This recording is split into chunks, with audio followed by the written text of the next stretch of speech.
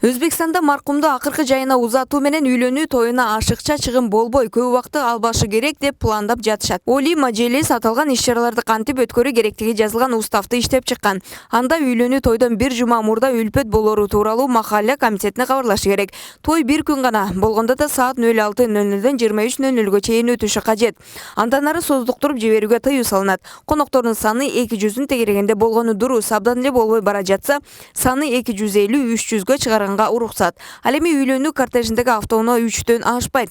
Андан сырткары тойдо аксакалдарды сыйлоо, куда чакыруу, күйөө баланын курбуларын меймандоо, келинге жасалган септи көрсөтүү жана башка салт санак коштобошу керек. Депутаттар муну дагы ашыкча чыгым деп табышты. Үйдөн өлүк чыкканда аны акыркы сапарга узатууга келгендердин санын чектөө туурасында кеп болгон эмес. Бирок маркумду жерге бергенден кийинки иш-чаралар 3 күндөн кийин уланбашы керек жана күрүч басып, тамак берүүнүн кереги жоктугу айтылган.